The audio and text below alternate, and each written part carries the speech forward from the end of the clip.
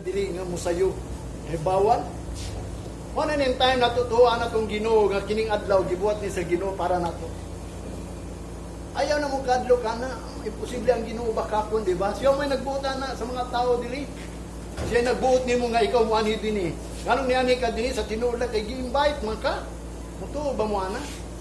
Ang tao ni ani dili kay wala invite ta.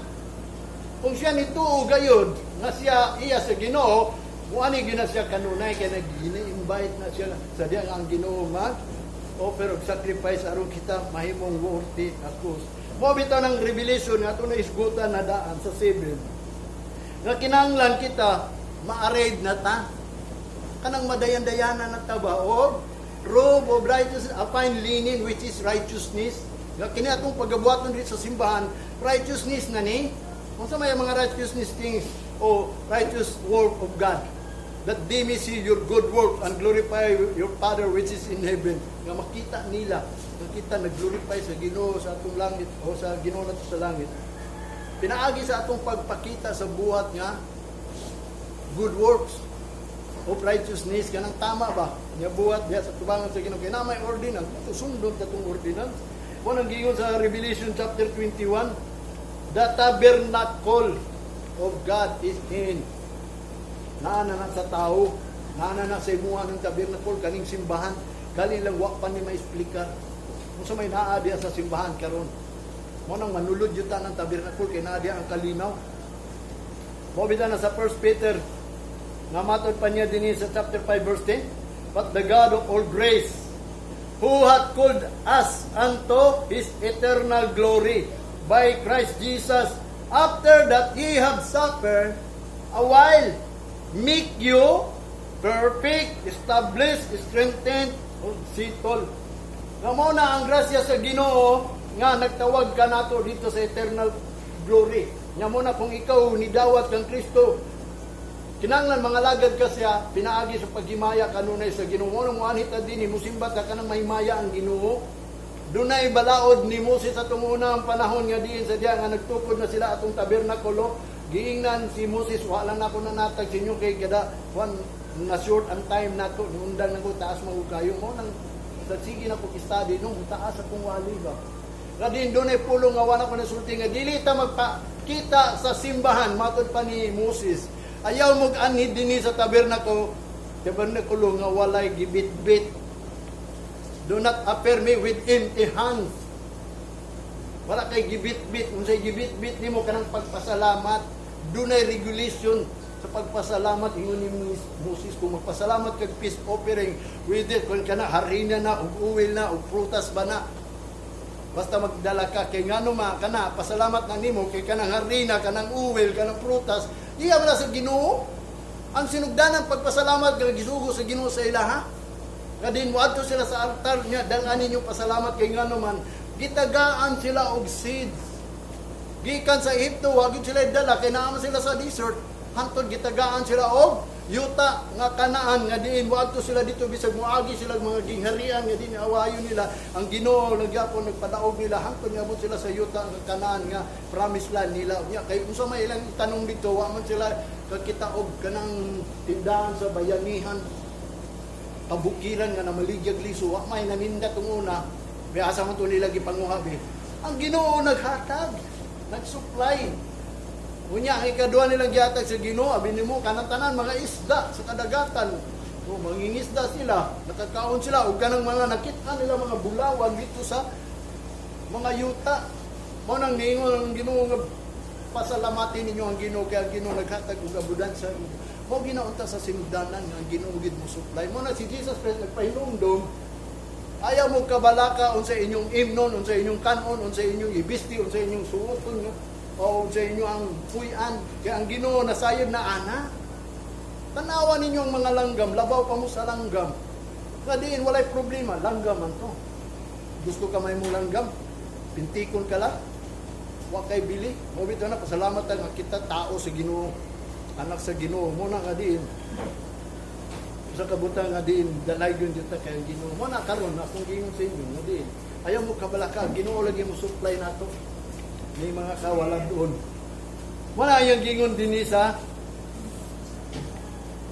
1 Peter siya ni anhi si Kristo daw nagpakita nato, Christ Jesus, after that He has suffered a while, sa makadiyot lang, nag-antos siya nato. Tulo lang katuig siya nag-antos nato, tulo katuig. Kaya nagsugod siya gwali, 30 man. Sige siya gwali, tulo katuig, hangtod, gilansag siya sa krus. Pero 30 gyud siya, nagsugod. Mo bitaw tong nahinumduman ako karon, makaingon kay ko, hinuon mga pastor nga mga bata paron, daghay mga batanon pero wa sila kabalo ang qualification sa magwawali nga atong tuhuan. Kato nagidad og 30, naa sa Old Testament nga mahimo ka priest or prophet or kuan, magidad ka og 30. Naay mga magwali ron bata pa, patuyan nagwali. Nya mga tiguang pud, mutuo pud. Kay si Kristo 30 man siya nagsugod og wali. Mo na iyang gianid dinhi nagsapir siya sa makadiyot lang tulo ka tuig. Pero gibuhat niya sa iyang pag-antos nga kita ma-perfect, ma-establish, ma-strengthen og masitol. Mo nang nagtuon ta. Although karon na-stop na lang ang period o grace period atong pandemic, dito na nahimong grace period ha. Nga ang atong pagtuon kang Kristo, sige lang tag-adto simbahan, baliwala lang nato, mga wali, pasagdan lang nato, kung unsa itong giwali. Although hinuon, ang mga magwawali, nagparsyal naman daan, kani adto pa. Wa man niya gi-pulyod ang wali. Mo na nga kay nisibat man sila sa mga dalan, mo nang parsyal ang wali. Mo nakadungog ba sila mga wali? Ini wala. Kamo nakadungog mo kay ngano man. Wala gi-parsyal sa Ginoo ang mga pulong. Muna nga ni si Kristo ni ani siya aron mahimot ang higpit, makabarog ta ug malig-on ta ug masitod ta kay ngano man. Naalagi kagubot nga moabot. Kining giani ni Kristo nga kita kuno mailisa na atong lawas. Usay giingon niya diri sa 2 Corinthians 2 Corinthians chapter 5.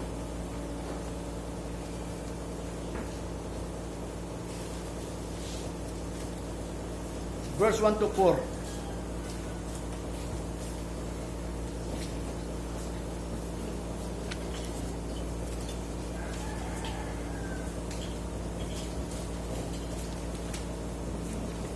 Kini although nawali na nako ni sa inyo pero ako pag ipasabot ninyo ha. 2 Corinthians chapter 5 verse 1 to 4 ha.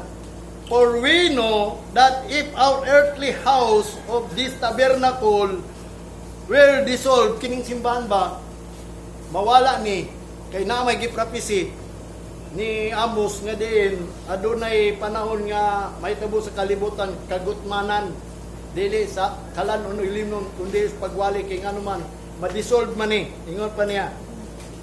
We have a building of God, o dahil natin building sa Ginoo ha, anong building sa Ginoo nga gitukod nimo, gitukod niya sa imo sama kang Peter ba, upon this rock I will build my church.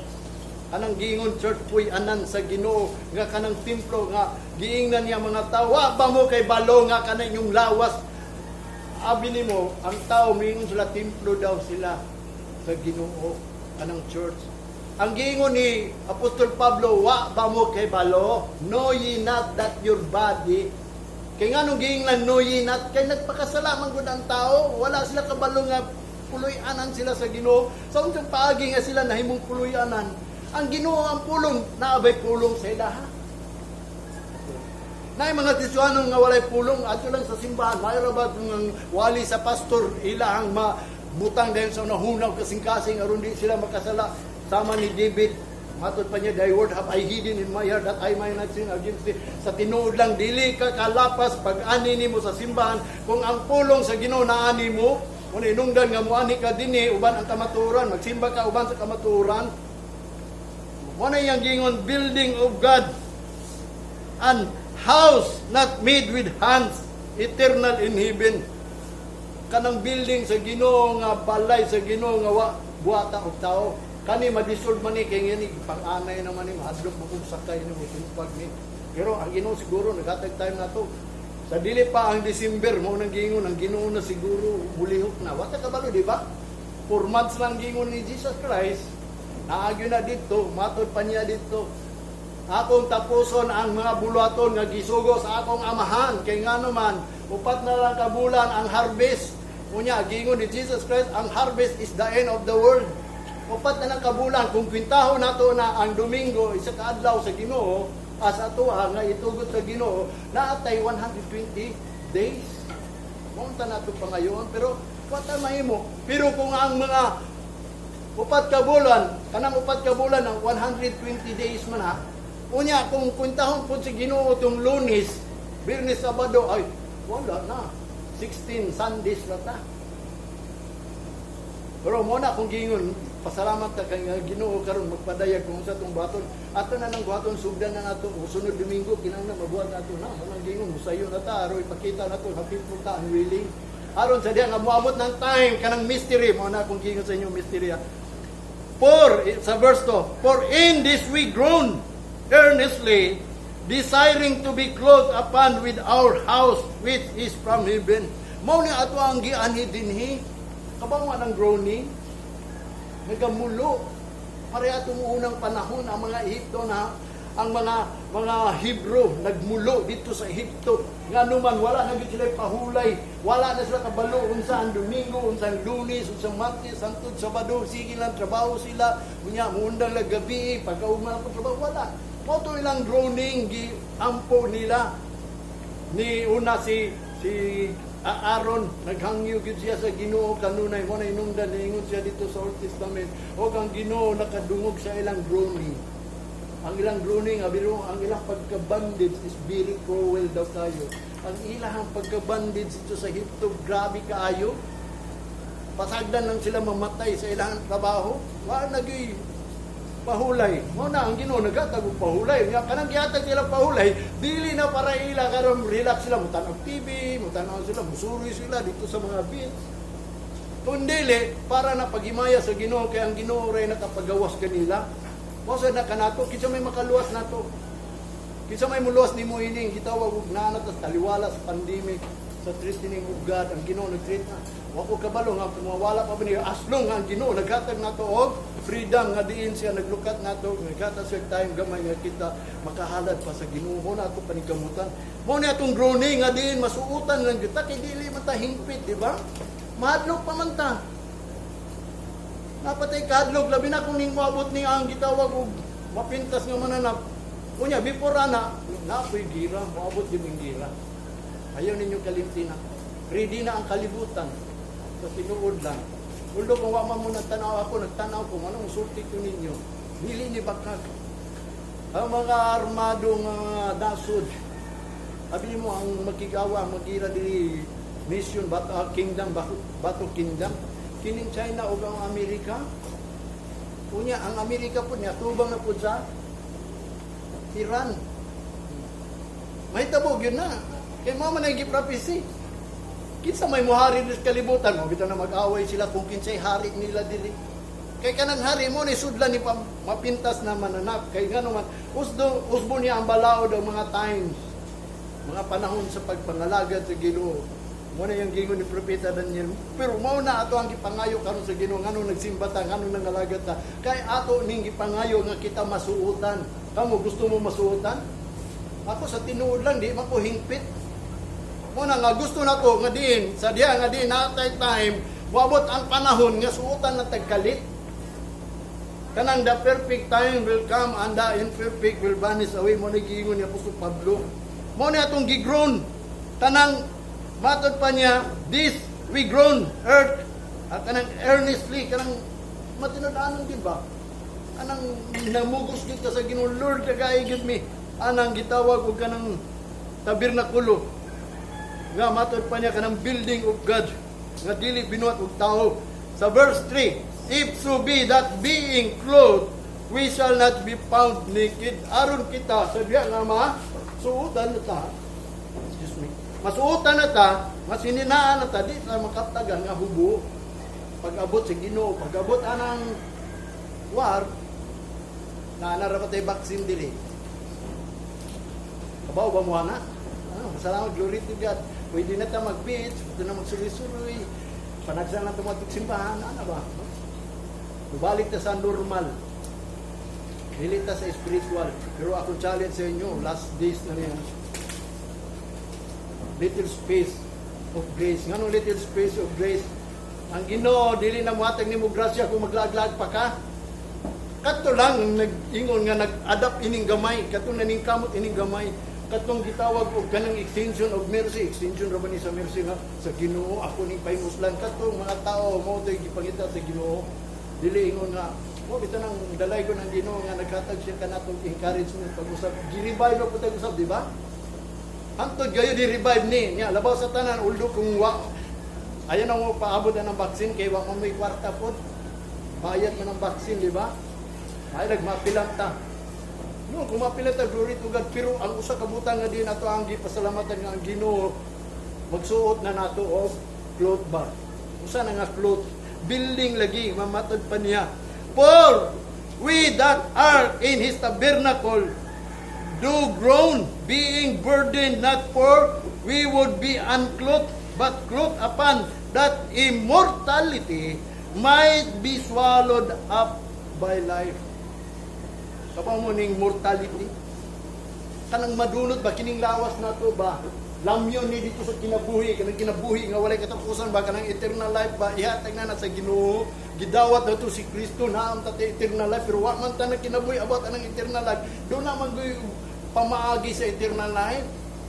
Kanang nagkinabuhi sa eternal life, di na magpakasala niya. Sige matagkasala. So ang eternal life na to, wala. Muna nga ang Ginoo nasayod yun, nga muna naay time, nga ibutang yun na niya ang eternal life.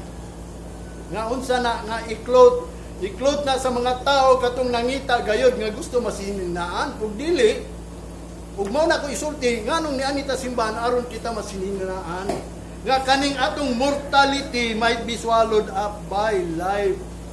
Lamyon na ni, dili na ta mamatay. Gusto mo ana din na mamatay. E mao man ang iyang gihatag na to, life of peace. Kanang ang ikamatay man gud sa tao kaning trouble ba, di ba? Ma-stress ka, trouble ka, hadlo kay ning virus. Ato pa ni ganang tumaminaw ni presidente, ni virus. Lahi man na sa mga virus kay idula man na. Duwa kay virus. Kaya virus mo na din, malipay po ko. Abi nung sa tinuod lang si President Duterte, kuha na sa Ginoo para nato. Although ako ni butar. Kaya nga naman, ang pamaagi sa Ginoo, dili mo pamaagi sa tao. Pero kay pamaagi man sa Ginoo siya, kaya wa man ko kabalulod, kinsa man akong butahan. Mga buta ni sila kay butahan. Ngitaon ako, butahan ako, kinsa mabutahan ako. O ito nga, dahil ko na Ginoo, kaya siya dumala na to. Pamaagi po na sa Ginoo nga kita, wala gyud na undang sa pagsalig sa Ginoo. Although na undang ta pag-ani diri, pero ito pagsalig wala na undang, di ba? Paghatag og chance og time, ni ani mo din kay inyong pagtuwa na undang. Ang kuyawa na katong naundang na wa na ganahig simba. Okay man di ining na sa balay lang, okay ra man di ining di ta mo simba, wa man di tay problema. Wa kay problema kay daghan man kay kwarta. Ya kanang kwarta may katapusan man gid na. Panahon may katapusan na mo nagita pasalamat ta sa Ginoo nga atong pagtuo ba bisag maundang ta pag-ani simbahan, pero atong pagtuo wala na undang. Nangita gid ta. Mo bitaw tong butang na ako ni sa YouTube kay basig naay nangita ba bisag wa sila kasimba. O na, hinoon, wa man sila nag-view, wa man sila nag-like, wa kung mahimo mo na i-stop na lang. Para gud ni sa inyo di ay dili para sa ila. Mo ni atong gipaabot karon.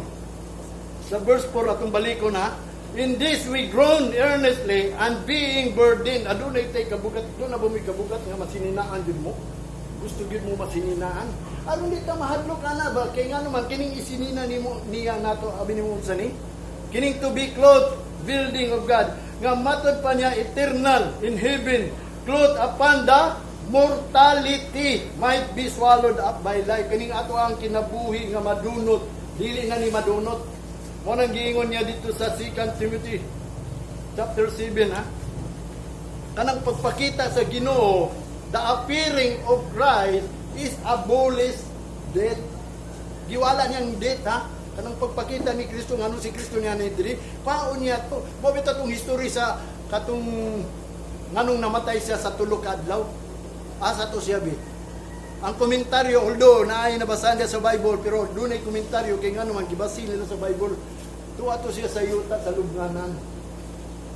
Abi ni mo sa iyang gingon, gikuha niya ang Yahweh sa kamatayon, sa tinuod lang ang mupatay gyud nato atong unang panahon sa wa pa si Kristo, mga espiritu ni Satanas nga ang hunahuna, patay lang, patay.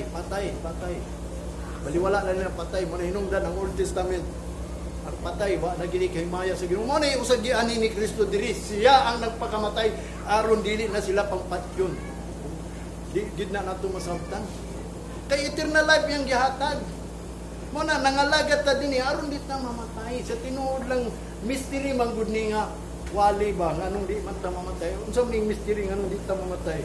Kaning immortal nga diin pauna ni Elisa ni Og ingon pa dito sa 2 Timothy chapter 1 nya magsugod ka sa 7 verse 11 ako lang i-summarize sa iya man kuning kwaon ang immortal kanang mortal Elisa niya immortality to life kanang immortality to life kanang dili na mamatay ba ngano man kay si mapintas mananap muatak sa mga balaan iyang pamatyon iyang lutuson ang di magpamarka iyang kung dili ta mailisan di mamatay ta sigurado gyud ta mao bitaw na atong gianid dinhi nga mailisan gyud ta na unsa man na mao na ni kaning mystery iyang giingon dinhi sa 1 Corinthians ako gini isulti ninyo kay sa sunod magdiskuta ta kay last na ra ba ni kung namay naminaw karon o di tagaan pa sila chance sa Ginoo unsa man ning giingon sa 1 Corinthians chapter 15 sa 15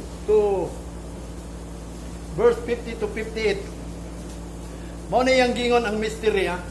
This is what we must prepared. Mao ni ang yang but pasabot nganong mangandam ta for the mystery. Dili ang coming ni Kristo, dili ang rapture, dili ang great tribulation. Unsao man ang great tribulation, di ta kaandam aw markahan gyapon ta. Unsao man ang second coming ni Kristo kun di ta andam, adi ta dalon. Unsao man ang rapture nga atong gituan kun dili ta takos. O di gyapon ta. Mo nang problema nga mga tao wa naghisgot kung doon na may rapture, unsa may qualification sa rapture, dapat na ata, di ba? Aron dita mag laroy-laroy lang nga. Ya na di qualification ang Ginoo, naamang yun. Mao bitaw ni ang guidance, mao ni ang way, ang mga mensahero mao ni musulti, mao ni ang mystery nga atong andamon. Mangandam ta about ining mystery. Ingon pa niya sa 51. Behold, sa 50 ta mo sugod. Now this I say, brethren, that flesh and blood cannot inherit the kingdom of God, neither doth corruptible of corruption inherit the incorruption. Mo nang giingon niya din niya, mga igsoon ko, sultihan ko kamo karon, ang unod ug ang dugo dili na makasulod sa gingarihan sa langit, ni ang madunot ngadto sa dili madunot. Ang dili madunot kanang madunot nga laos di nakasulod sa madunot. Nga naman madunot man na. Kaya karon sa man nato nga makasulod sa madunot. Nagpaabot bitaw ta og time nga din ang Ginoo musuot nato og kanang immortality kay kining atong mortal man god maswalod ni dito sa life nga mo na atong paningkamutan mo nang niani ta dinhi kay ngano man because verse 51 behold tan-awa ninyo I show you a mystery we shall not all sleep but we shall all be changed. Tanaw dili ta mga matay tanan na kundili mga usab ta mo na itong gipaabot sa Ginoo nga isuotan ta nga mausab kita. Ayaw ina nga nagsigil ang kagsimba nga di ka mausab nga di man nakasulod na imong lawas ug dugo dito dili na usbon kanang corruptible dili na mahimong incorruptible kung dili nimo pangayoon ang incorruptible pangayoon man nato ng incorruptible mo bitaw na atong ruling dili matod pa niya dili kanusa man na nga mao bitaw nang nagsimba ta kay nga naman sa verse 52 in a moment in the twinkling of an eye at the last trump for the trump shall sound and the dead shall be raised according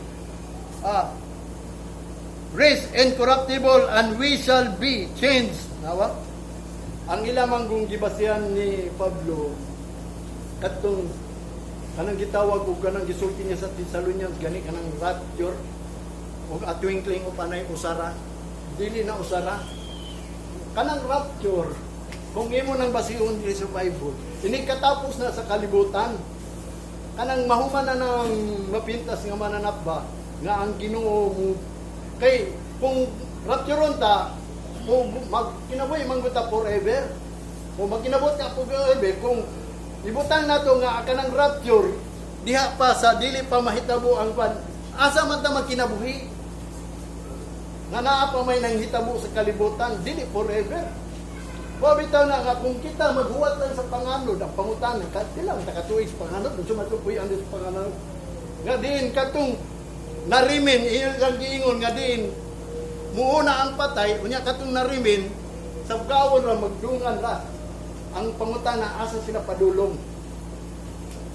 unya matod pa niya diha lang daw sa earth amo nilang na diha sa clouds within 42 months samtang ang great tribulation kanang gitawag og may tabo diri kay ngano man nagpaabot daw si Kristo dito nga kinsa katong di magpamarka ug di musimba sabgawon na pag-usab dito kay aron makauban sila mao man ilang teaching di ba sabgawon na sa ato pa kaning pulong sa Ginoo kung mao na atong teaching adunay gipalabi ang Ginoo kung mga lagad man lang sa ato pa katong wa kaandam katong hilaw-hilaw tagaan patong chance basta di lang magpamarka ug dili lang musimba sa pintas nga nanak paabuton pa dito sa ato pa duha na ang rapture rapture dito kay ito apaman sa pangano ato man sa panganod mag-stay kay dito sa panganod di man siya mubaba kay nga naman kung mubaba siya na may mapintas nga man naghari diri apilon siya o bitaw na kung giingon pag-abot ni Kristo forever na ta pag rapture forever na ta natapos na to ang gitawag og 42 months nga ang mapintas nga manap nag-rule siya nga magmarka siya mo bitaw hinungdan ang mystery in the twinkling of an eye ilisan ta kay gipangandoy manggod nato ni nga masuotan ta mo na in a moment in the twinkling of an eye in the last trump matod pa niya shall sounded and the dead shall be raised incorruptible and we shall be changed kanang dead nga iyang giingon daghang man meaning ining dead mo nang at secret things belong to God kanang mga patay mga lawas ba kanang incorruptible kanang corruptible kanang mortal kanang mamatay nga lawas muadto na sa incorruptible kanang i-change ba kay kinatong lawas di man ni kasulod kaning lawas na to mamatay man gyud ni di ba madunot man gyud ni mo na kanang patay mo bangon na ngadto sa incorruptible kay kanimong lawas mamatay man na, ilisan na og dili mamatay mo na ang iyang giingon katong nangamatay diha kang Kristo. Muato na incorruptible kunya makambyo na sila and we shall be changed. For this corruptible must put on incorruptible and immortal must put on immortal. Mabutang gyud na og napay iyang giingon. So when this corruptible shall have put on incorruptible and this mortal shall have put on immortality, then shall be brought to pass that saying that is written, death is swallowed up in victory. O death, verse 55, where is thy sting? O grave, where is thy victory? Sa verse 56, the sting of death is sin, and the strength of sin is the law. But thanks be to God, which give us a victory through our Lord Jesus Christ. So sa 29 sa 58, therefore my beloved brethren, be ye steadfast and movable, always abounding in the work of the Lord, for as much as ye know that your labor is not in vain in the Lord. Mo ni yang gisulti di sa 58 kay aron kining incorruptible atong makabot nga kanang kamatayon dili na makabaton og power nato. Mao nang mag-abudansya ta sa mga bulaton sa Ginoo. Mao nang iyang therefore beloved, steadfast and movable, always abounding. Nga kinahanglan kita magbadagayaon sa bulaton sa Ginoo. Kanang antik ta ba sa bulaton sa Ginoo ba? Mao bitaw natong gipasalamatan nga diin ang Ginoo naghatag kanato og victory through Jesus Christ. Nga diin ang kamatayon wala nay gahom. Mo nang kamatayon Asa na ang imong energy? Mao nang giingon giswalod na, O death, where is thy sting? O grave, where is thy victory? Dili na ta mamatay basta in the twinkling of an eye, ilisan na ta. Ilisan mo ta sa Ginoo. Gid mo na tong pangandaman. Mo na magsimba kita. Ayaw di mo kabsin kay wata ka balo kanusa ng twinkling of an eye. Pwede man na inong pag-twinkling of an eye. Pag-twinkling of an eye daw, kung rapture na, mutingog na ang unya, pag naog ni Kristo, makakita ang mga maratol ang mga tao. Magkagupo. Sa tinuod lang, abi ni mo ni ang gingon sa Ginoo. Pag muabot ng 666, actually, dili yun magkagubot ang tao. Ang dili iya sa Ginoo, ang wakaila sa Ginoo, mudawat sa marka. Pero katong nagduha-duha sa pagpangalagat sa Ginoo, di matinudanon, maura to'y matrubol in tribulation. Katong nagtrubol na to, pero kita nga iya sa Ginoo, di ta matrubol kay nganong man, di man ta mahadlok mamatay. Nganong di ta mahadlok mamatay. O mo na kung gingon sa imo.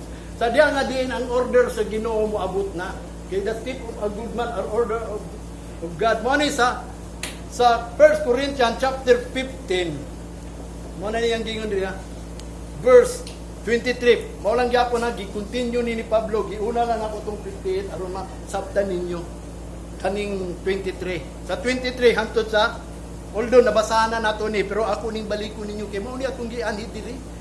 Dapat mao ni atong anhiun diri nga di ang pagsimba gayud dili mawala na sa tuwa. Ato nang hatagan og bili kay mao na niya ang last time. Nga wata kabalo kanusa day kung 120 days ang gihatag sa Ginoo nato nga way labot ang Lunes hangtod Sabado, matag Domingo lang taas-taas pa. Pero kung 16, hinuon kung nagsugod atong kuan, murag hapit na. Pero murag gingon ako, ayo naguna-una ang importante karon. Haybawaan nato ang mystery sa Ginoo nga diin muilis day ang Ginoo sa atong lawas. Nganong muilis man siya? Mao na ni. Sa verse 23, 1 Corinthians chapter 15 verse 23. But every man in his own order. Tanawa. Kinahanglan ang matag tao naa na sa iyang order. Unsa man yung gi-order be? Mani, spaghetti, sa man yung gi-order. Abi niyo akong gi-order sa Ginoo. Mailisan ang akong lawas nga incorruptible. Mao man atong droning ingon ni Pablo. Mao gyud ang inyong dapat nganong niana mo diya sa simbahan kay gusto gyud mo mailisan. Kinsa man toy gusto mailisan? Kung nganong gusto mo ta mailisan kay ngan gusto gyud sa Ginoo mabutang kita sa order. But every man in his own order. Christ the first fruit, afterward that are Christ at his coming. Ang Ginoo daw kuno maghatag order sa mga tao. Unya si Kristo mo na ang unang gyud natong prutas. Nga ngano man si Kristo mo na atong unang prutas kay siya may una na tagaan og kanang glorious body. Sadya nga niani siya dinhi ang iyang lawas nga gisuot mamatay man. Mao bitaw tong nagingon ni pulong sa Ginoo nga siya usab nagpakatao sama sa ato kay ngano man aron siya mamatay. Unya sadya mamatay siya mabuhi siya. Unya sa iyang kamatayon dito ingon ni Apostol Pablo nakigugno siya dito sa power of death nga din ang espiritu ni Satanas nga namon patay mo na mga killer abi nimo nanay pagbati ng espiritu sa gitawag og sa daotan kanang mga manulunda. Mo na iyang giingon afterward they that are Christ at his coming. Sa verse 24, then cometh the end,